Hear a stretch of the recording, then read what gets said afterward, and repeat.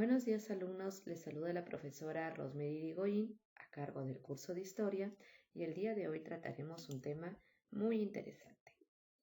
Hablaremos del Imperio Incaico, parte 3. Y dentro de esa parte vamos a hablar puntos específicos como por ejemplo la organización económica del Tahuantinsuyo. Cuando hablamos de la organización económica tenemos que recordar que en el Imperio Incaico no existía la propiedad privada ni la moneda, pero sí se respetaban dos principios muy importantes. El principio de reciprocidad, que consistía en realizar un trabajo comunitario entre los ayllus, y también el principio de redistribución, que consistía en aprovechar todo el excedente de producción, almacenándolos en las famosas colcas o pirguas. Las colcas o pirguas era un almacén en el cual se encontraba el alimento excedente. Dentro de su organización económica también mencionaremos a las formas de trabajo. 4 formas de trabajo: la minca, el aini, la mita y la chunga. Cuando hablamos de la minca nos referimos a un trabajo comunitario a favor del sol y del ayo.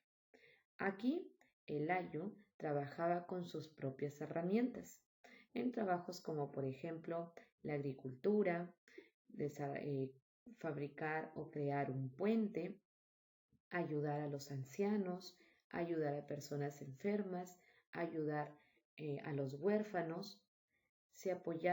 Hacían un trabajo comunitario tanto para favor del mismo ayu como también, en el caso de la agricultura, en favor del sol.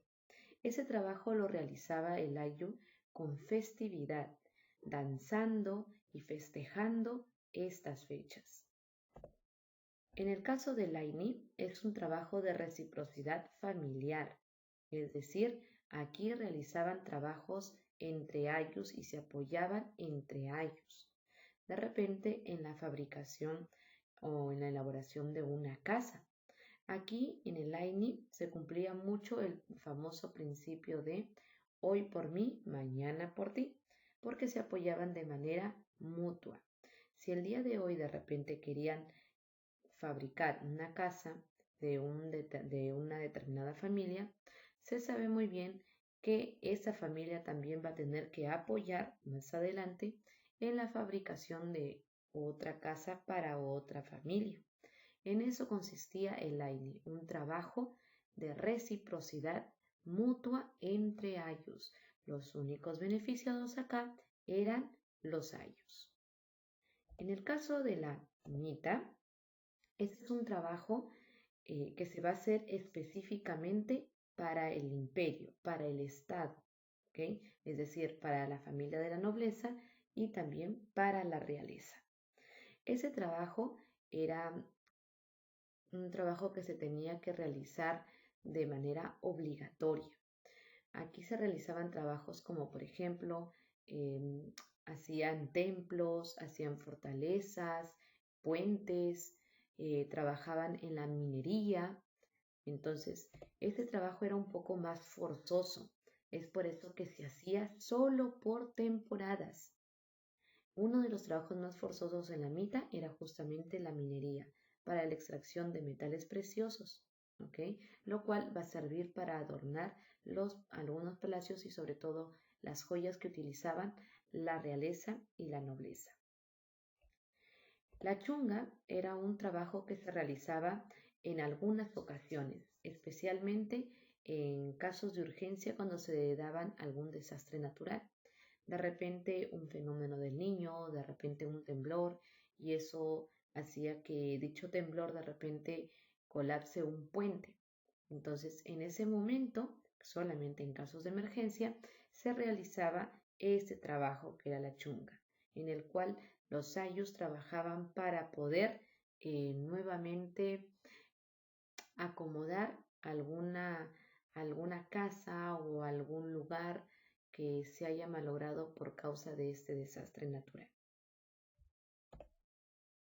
Ahora hablaremos de su organización militar de los incas. La organización militar tenemos que recordar que este servicio fue obligatorio, pero también fue turnado. Los hombres, porque eran solamente los hombres que accedían a este servicio, los hombres que estaban obligados y que respetaban sus turnos, tenían que estar entre la edad de los 25 y los 50 años, no menores ni mayores, ¿ok? Solamente en este lapso de edades es en los cuales los hombres estaban obligados a servir en el ejército de los incas. El que lideraba el ejército era el inca, conocido como jefe supremo. En segundo al mando estaba el general, conocido con el nombre de Apuquispay. Y luego encontramos a los soldados, conocidos con el nombre de Aucarnuna. Los incas usaron dos métodos para poder conquistar, y eso lo sabemos muy bien. Y eso lo hemos hablado también cuando mencionamos a las culturas que ellos habían conquistado. Los métodos que utilizaban eran violentos y pacíficos. Cuando el contrincante se rendía de manera pacífica, sus curacas podían conservar los títulos de curacas, de gobernantes, y tenían sus privilegios. Y automáticamente estos gobernantes de esas tierras conquistadas ingresaban a formar parte de la nobleza advenediza. Pero cuando un territorio no se rendía de manera pacífica, ingresaba el otro método, la violencia, el método violento. Cuando utilizaban este método, tanto los curacas o gobernantes y descendientes de ellos no podían seguir manteniendo ningún título, o no tenían ninguna, por así decirlo, privilegio, ¿ok? Se les arrebataba todos los privilegios que puedan tener y eran sometidos como esclavos. Los incas utilizaron dos tipos de armas en su ejército. Por un lado encontramos las armas defensivas, es decir, que servían para su defensa personal, y también encontramos las armas ofensivas, que servían para atacar. En las armas defensivas vamos a encontrar instrumentos como el casco, el escudo y el pechero. Y en las armas ofensivas encontraremos a las hondas, las boleadoras, la estoica, la macana, el arco y la flecha.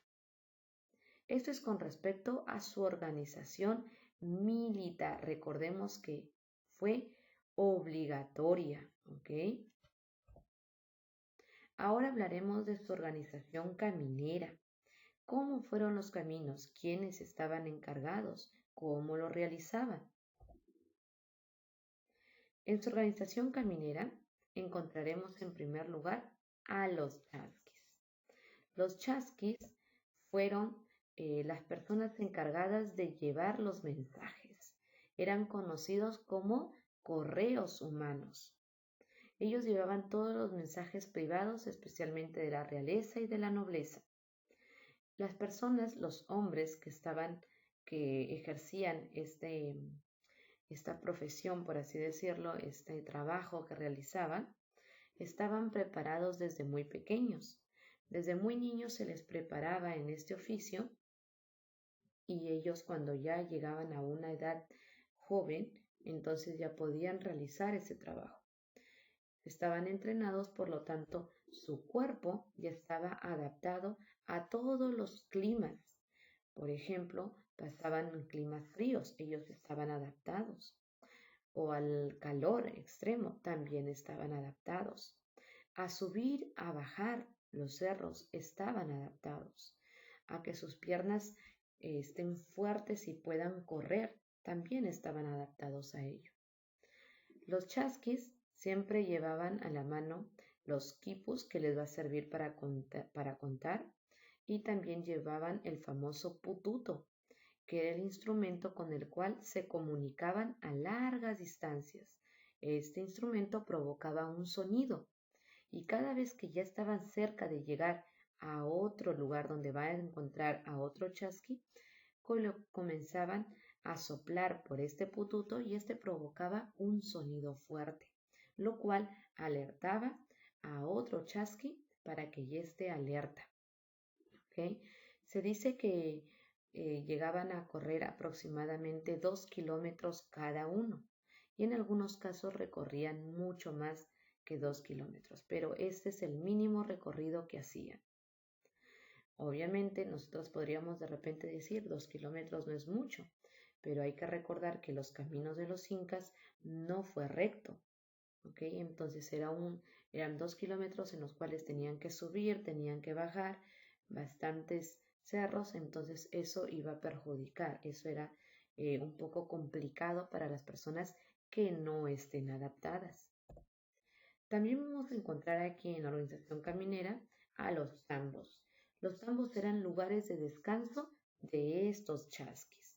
En estos lugares también encontraban aprovisionamiento, es decir, comida y un lugar donde puedan dormir. Estos eran los tambos.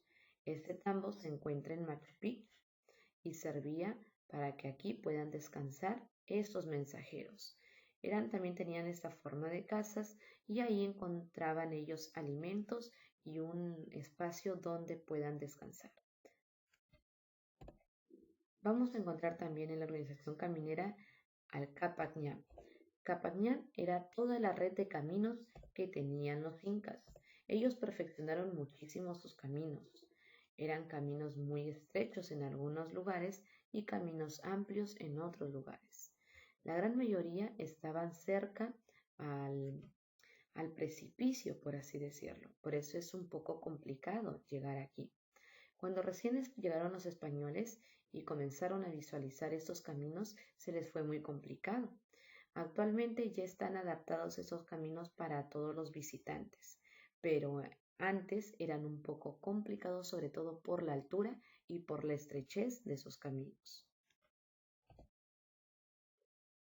La organización educativa.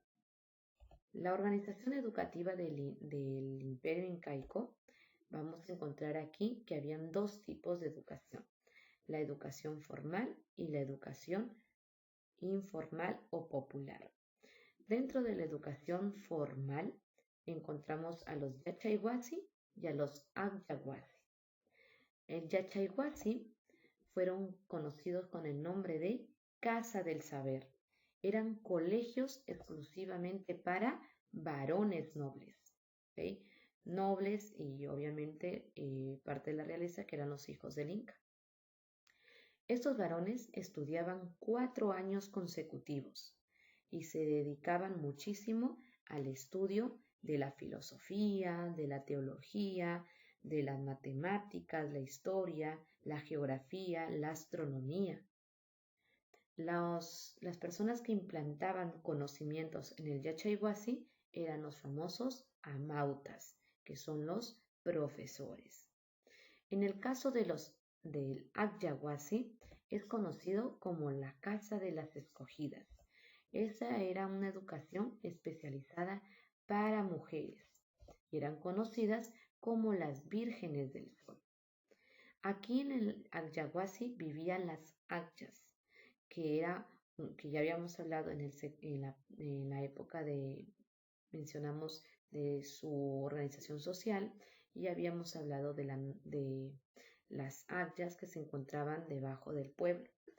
Y se encontraban debajo del pueblo sobre todo porque las Agyas no tenían un ayo, eran escogidas y eran arrebatadas de sus familias desde muy pequeñas y eran llevadas a estos lugares, a este templo de la Casa de las Escogidas. Aquí a niñas entre 6 y 8 años se les comenzaba a dar una educación estricta, una educación de cómo poder satisfacer al Inca y a los nobles más respetados. Esas mujeres eran escogidas sobre todo por su belleza y realizaban trabajos como por ejemplo la textilería, entre otros. Las vírgenes del sol se les conoció así porque estas mujeres se tenían que mantener vírgenes y puras para el Inca. Eran mujeres exclusivamente para el servicio del Inca y en el caso que el Inca la autorice, también para algunos nobles. Las mujeres o las maestras, por así decirlo, las encargadas de vigilar los Achaguasi eran las mamaconas. En la educación popular vamos a encontrar que esta educación estuvo basada especialmente en lo moral y en practicar el trabajo. Esta educación era dirigida para el pueblo, ya que la educación formal estaba dirigida para la realeza y la nobleza, y este tipo de educación popular o informal era o estaba dirigida hacia el pueblo, lo cual solamente tenía que aprender todas las leyes morales y también tenían que conocer cómo trabajar la tierra. También en su organización educativa vamos a encontrar a los famosos quipus. Los quipus era un sistema de contabilidad. Servía para contabilizar tanto fechas, servía también para poder contabilizar los números y los objetos contados. Estos quipus estaban, o la persona que se encargaba de leer esos quipus, de interpretar estos quipus, era el famoso quipu camayoc. ¿Okay? Los quipus fueron muy utilizados en el Imperio Incaico, pero no fue el primer lugar en el que se utilizaron. Los quipus más antiguos encontrados hasta el momento se han ubicado en Caral, pero los más famosos y los más utilizados se encontraron en el Imperio Incaico. También vamos a hablar de los preceptos morales. Estos preceptos morales o estas leyes morales fueron muy impuestas en el Imperio Incaico. Fueron muchas, pero en esta ocasión solamente vamos a mencionar a 5. Amasuar quiere decir no seas ladrón o no robar. Amayuya significa no mentir, no seas mentiroso. Amaqueya, no seas ocioso. Amasipex, no matar. Y amamacha, no seas afeminado o no seas pervertido. Estos preceptos morales estaban dirigidos para todos, tanto para el pueblo como para la nobleza y para la realeza. También vamos a encontrar la organización religiosa del Imperio Incaico. Y aquí mencionaremos que la organización religiosa nos mencionan que tenían características. Y acá nos dicen que era politeísta. Politeísta porque tenía varios dioses. Panteísta porque tenían figuras, tenían objetos a los que adoraban. Clasista porque habían dioses para la realeza, para la nobleza, para el pueblo. ¿Ok? Heliólatra porque adoraban muchísimo al sol. Dentro de la organización religiosa encontraremos 2 personajes muy importantes. El más importante es Villac Humo. Villac Humo era el sumo sacerdote, el representante principal de la religión en el Imperio Incaico. Era el encargado de que los dioses estén contentos. Era el encargado de dar las ofrendas para los dioses. Era el encargado de interpretar lo que los dioses querían decir. También encontramos a los huillacas. Los huillacas eran sacerdotes secundarios o ayudantes de los sumos sacerdotes. Los dioses principales del Tahuantinsuyo o del Imperio Incaico son los siguientes. Liderando encontramos al Apucón Sinti Huiracocha, el cual era el dios principal de los incas. Si bien es cierto, adoraron a muchísimos dioses, Huiracocha fue su dios más importante. era conocido como el Señor de todo. Era el Señor del fuego, de la tierra, del agua.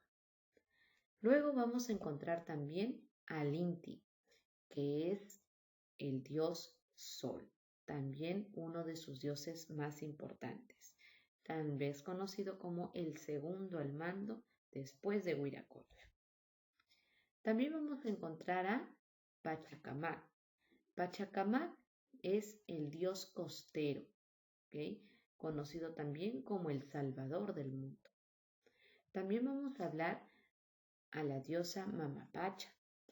La Mamapacha es también conocida como la diosa de la fertilidad o de la tierra, de la agricultura. Y también encontraremos a la Mamacocha. La Mamacocha es el mar. Y así encontraremos otros dioses como Quilla, también vamos a encontrar dioses como Illapa, entre otros. Ahora hablaremos de las expresiones culturales del Imperio Incaico. En las expresiones culturales, la primera y una de las más representativas es la cerámica. Nos dice que la cerámica poseía figuras geométricas isomorfitas o zoomorfas, es decir, que en su cerámica tenían imágenes geométricas como cuadrados, círculos, entre otros, y también zoomorfistas porque tenían cuerpos de animales entre su cerámica, entre sus dibujos.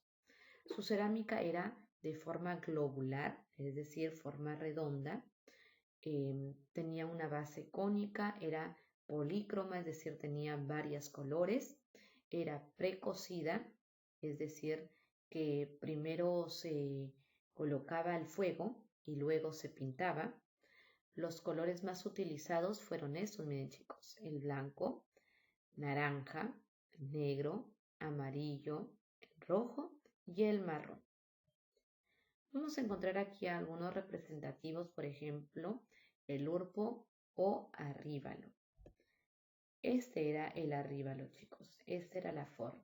¿Ok? Entonces, si nosotros podemos observar aquí, entonces de que es de color marrón, respeta los colores que les he mencionado aquí. También tenían color amarillo. Tenía una forma cónica, una forma globular. Era polícroma porque encontramos más de una color. Y tenían servía para ellos sobre todo, ¿no? Lo cargaban de esta manera, servía para colocar la chicha, entre otros líquidos. Otro representativo dentro de la cerámica también es el quero, el famoso vaso quero. Pero el vaso quero vamos a encontrarle en diferentes formas. Una de las formas del vaso quero es hecha a madera. Este es un quero de madera. Tenía ciertos colores representativas como el naranja, el rojo, el marrón, el negro. Tenía formas o dibujos de animales, también lo podemos observar aquí. Tenían figuras geométricas que también lo podemos observar aquí. Y también encontramos el vaso quero de cerámica, ¿ok? Es un poco más perfeccionada. Y si nosotros lo observamos, también tiene un color representativo, que es el marrón. También encontramos el negro, el amarillo, ¿ok? También vemos y observamos de que este vasoquero sirvió para muchas cosas. Obviamente servía para beber, pero estaba también dirigida para diferentes clases sociales. El de madera, por ejemplo, era utilizado sobre todo por la clase social baja. La cerámica era utilizado por una clase social media. Y también encontramos el vaso quero de oro, que era utilizado sobre todo por el Inca. ¿Okay? Dentro de las expresiones culturales también encontraremos la arquitectura. En la arquitectura es muy importante conocer que es única en el mundo, es una de las más representativas en el mundo, porque cumple las 3 S: sólida, sencilla y simétrica. La arquitectura de los incas, Se dice también de que aquí los incas realizaban, antes de poder construir algo, realizaban bocetos o planos, modelos, maquetas que les podía dar una idea de cómo querían que quede un determinado lugar, una determinada construcción. También nos mencionan de que la arquitectura de los incas estuvo basada muchísimo en la antropometría, que eran medidas con cuerpos humanos, ¿no? Es decir, tenían una medida, por ejemplo, de una mano, eh, conocían la medida de un brazo, un pie, entre otros. Miren aquí, con respecto a esta parte de las 3 S, vamos a mencionar acá cada una de ellas, por ejemplo. ¿A qué se refiere con que era sencilla? Nos dice que las construcciones carecían de adornos, no tenían muchos adornos, no era muy pomposa, no tenían muchas decoraciones, tenían lo necesario nada más para verse bien. Estaban pulidas, pero no excedían en adornos como otras culturas que colocaban muchísimas cosas en sus construcciones. En el caso de los incas, no. Sus construcciones eran sencillas, porque no contaban con mucho adorno o mucha decoración. Eran sólidas porque los incas emplearon piedras grandes, bloques grandes, y estaban bien acentuadas en un lugar plano, ¿ok? Entonces eso hacía de que no se muevan con facilidad, ya que las piedras eran sumamente grandes. Utilizaron muy poco la argamasa, es decir, productos para que puedan pegar estos bloques. Ellos de preferencia buscaban piedras que puedan encajar una con otra. Bueno, eso tiene que ver también con la simetría, pues, ¿no? De que los muros de los incas encajaban perfectamente. Ellos primero tallaban la piedra para que quede bien con la que ya estaba implantada. Entonces, la siguiente que iban a colocar, primero lo tallaban, lo medían, lo tallaban para que pueda encajar perfectamente con la otra piedra. Era monumental porque utilizaron, al mismo tiempo que utilizaron las piedras grandes, obviamente desarrollaron construcciones muy grandes, muy monumentales. Entonces, eso tenemos que conocer muchísimo y también tenemos que entender de que la arquitectura de los incas es una de las arquitecturas más espectaculares de América. ¿Ok? Y es la única en el mundo que cumple estas 3 características, porque en algunos lugares de repente es muy sólida, pero era muy pomposa, no era sencilla. O de repente era sencilla, pero no cumplía la característica de simétrica. Entonces, en el caso de los incas, se cumplen las 3 S. Es sólida, porque está bien encajada. Es sencilla porque no contaban muchos adornos y es simétrica porque buscaban las medidas exactas para que encaje cada piedra. Miren, aquí les voy a mencionar algunas construcciones importantes de los incas. Los tipos de construcciones están divididas en 4. Las construcciones religiosas, es decir, que servían para adorar a sus dioses. Las construcciones netamente militares que servían para defenderse de sus enemigos. Las construcciones civiles en donde vivían sobre todo la nobleza, y las construcciones civil-militares que cumplían 2 funciones. Vivían civiles como tal, ¿no? Parte de la nobleza. El Inca también visitaba estos lugares, pero en el caso de algún enfrentamiento también contaban con un ejército en estos lugares. En el caso de las religiosas encontramos algunas construcciones importantes, como por ejemplo el Coricancha, ¿okay? Que es una de las más importantes.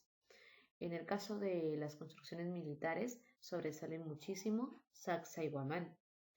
En el caso de las construcciones civiles encontramos aquí a la famosa Atun Rumiñoc, que también es una muy importante. Cora Cora también es muy importante y aquí albergaban a civiles, especialmente de la nobleza.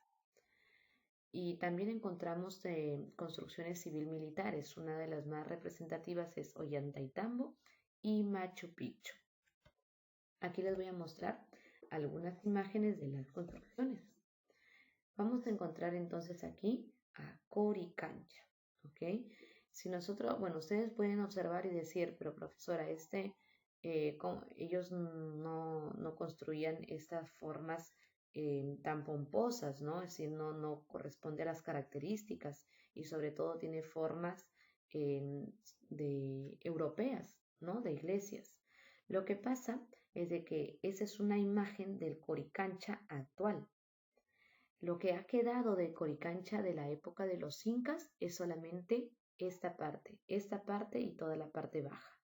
Pero todo lo que vemos sobre esto, es decir, todas estas construcciones, esto actualmente es como si fuese una iglesia, un templo, ¿ok? Una iglesia sobre todo.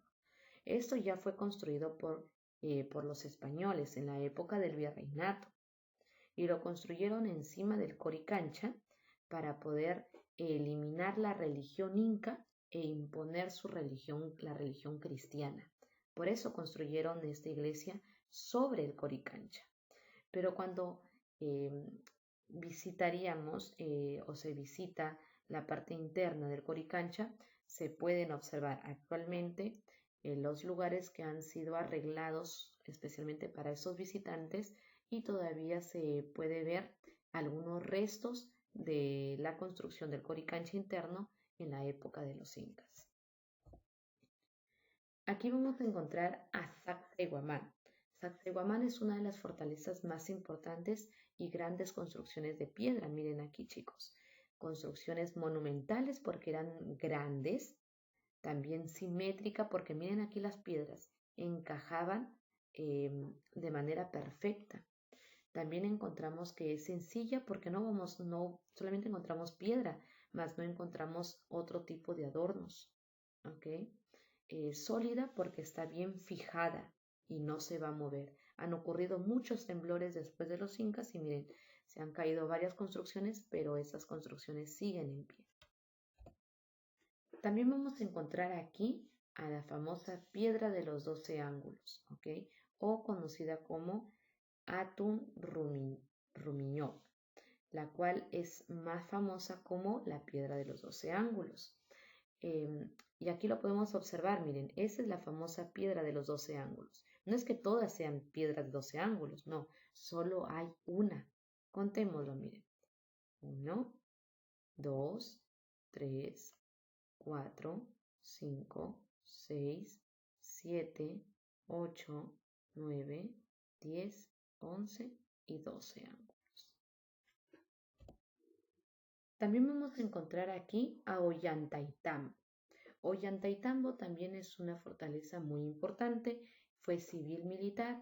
Encontramos acá a muchos civiles, llegaban los incas también a visitar Ollantaytambo por sus territorios, por su clima sobre todo. Es muy famosa esta portada, ¿no? En donde encontramos también, miren, sus construcciones en piedra.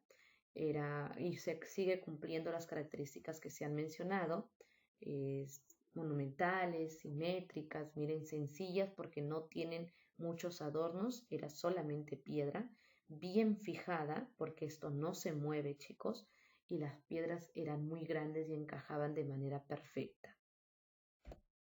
Y por último encontramos Machu Picchu.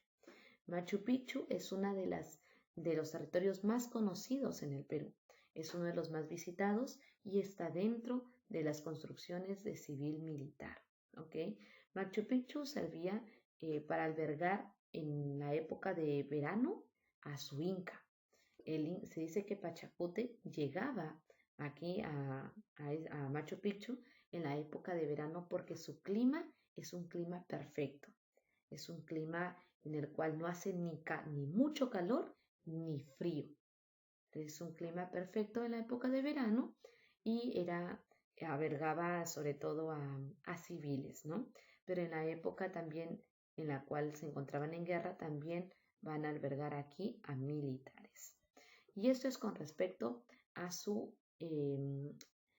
a lo que tiene que ver con expresiones culturales del Imperio Incaico. Y aquí vamos a concluir también con los incas, ¿ok? Entonces ya hemos hablado los incas parte 1, cuando se originó, los puntos más importantes, como su ubicación, sus límites, su extensión. Hemos hablado de su organización política al mencionar el Capacuna, que es la lista de todos los gobernantes, y también una pirámide jerárquica liderada por el Inca. También hemos hablado de su organización social, ¿no? Dividida en lo que es la realeza, el pueblo, la nobleza y el pueblo. Hemos hablado de su organización económica basada en sus formas de trabajo como la minca, la mita, el aini y el chunga. También hemos hablado de sus caminos en los cuales vamos a encontrar a los chasquis. Hemos hablado de su organización educativa, que vamos a encontrar ahí dos tipos de escuelas, los yachayhuasis y los anchahuasi. Hemos hablado de su religión, hablando de su dios más importante, que es el dios Huiracocha. Hemos hablado de sus construcciones, sus grandes monumentos que tienen que representar o tienen que respetar sus características, la característica simétrica, sencilla, también sólida y también monumental. Y hasta aquí hemos concluido con respecto al Imperio Incaico. Nos vemos en la siguiente clase.